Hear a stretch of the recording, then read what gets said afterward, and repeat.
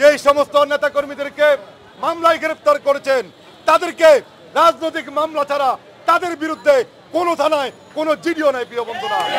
সুতরাং যাদেরকে গ্রেফতার করেছেন অন্যায়ভাবে মিথ্যে মামলা দিয়ে আপনার সেই অবৈধ শাসনকে পোক্ত করার জন্য আজকে দেশে দুঃশাসন পরিচালিত করতে প্রিয় বন্ধুরা।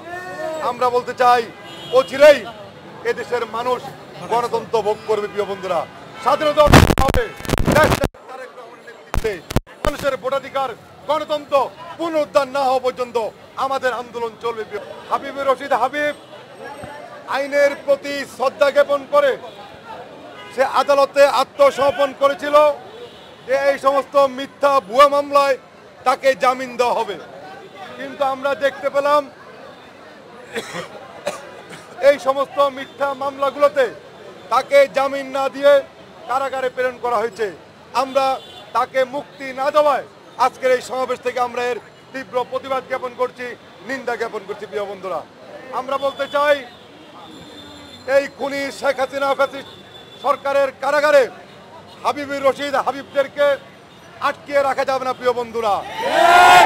এই হাবিবুর রশিদ হাবিব একদিনে সৃষ্টি হয়নি, মাঠ পর্যায় থেকে রাজনীতি করে সে জাতীয়তাবাদী ছাত্রদল সহ বিএনপির অনেক বড় বড় পদে সে রাজনীতি করে এই জনগণের নেতৃত্ব দিয়েছে প্রিয় বন্ধুরা।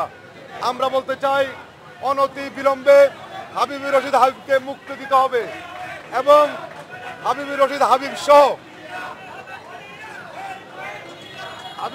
হাবিব সহ এই পর্যন্ত যাদেরকে মিথ্যা মামলায় কারাগারে আটকে রাখা হয়েছে আমরা সকল রাজবন্দির আজকের এই সমাবেশ থেকে আমরা মুক্তি চাই প্রিয় বন্ধুরা। একটু আগে আমার সভাপতি আজকের এই সভার সভাপতি তিনি একটি বক্তব্য বলেছিলেন যে স্বাধীনতা যুদ্ধ যদি বিএনপির যখন স্বাধীনতা হয় তখন বিএনপি ছিল না, কিন্তু যারা পরবর্তীতে বিএনপিকে নেতৃত্ব দিয়েছে তারা যদি সেদিন স্বাধীনতা যুদ্ধের নেতৃত্ব না দিতেন এদের স্বাধীনতা কিনা আমাদের আমাদের প্রিয় নেতা বাংলাদেশের রাখাল রাজা বহুদলীয় গণতন্ত্রের প্রবক্তা শহীদ রাষ্ট্রপতি জিয়া রহমান সেদিন নিজের জীবন বাজি রেখে স্বাধীনতা যুদ্ধের ঘোষণা দিয়েছিল বলেই আজকে আমরা এই দেশ স্বাধীন হয়েছে, আমরা লাল সবুজের পতাকা পেয়েছি। সুতরাং আমরা বলতে চাই এই সমস্ত আজে বাজে কথা বলে কোনো লাভ নেই প্রিয় বন্ধুরা। আজকে শেখ হাসিনা বলেন বিএনপির মামলাগুলো রাজনৈতিক নয়। আমরা বলতে চাই যে সমস্ত নেতা কর্মীদেরকে মামলায় গ্রেফতার করেছেন তাদেরকে রাজনৈতিক মামলা ছাড়া তাদের বিরুদ্ধে কোনো থানায় কোনো জিডিও নাই প্রিয় বন্ধুরা। সুতরাং যাদেরকে গ্রেফতার করেছেন অন্যায়ভাবে মিথ্যে মামলা দিয়ে আপনার সেই অবৈধ শাসনকে পোক্ত করার জন্য আজকে দেশে দুঃশাসন পরিচালিত করতে প্রিয় বন্ধুরা। আমরা বলতে চাই অচিরেই এদেশের মানুষ গণতন্ত্র ভোগ করবে প্রিয় বন্ধুরা। স্বাধীনতা হবে, মানুষের ভোটাধিকার গণতন্ত্র পুনরুদ্ধার না হওয়া পর্যন্ত আমাদের আন্দোলন চলবে প্রিয় বন্ধুরা। আমরা ঐক্যবদ্ধ হবে একসঙ্গে কাঁধে কাঁধ মিলিয়ে এই খুনি ফ্যাসিস্টের পতন আন্দোলনে রাজপথ থাকবো, সেই প্রত্যয় ব্যক্ত করে আজকের মতো বিদায় নিচ্ছি। খোদা হাফেজ, বাংলাদেশ জিন্দাবাদ।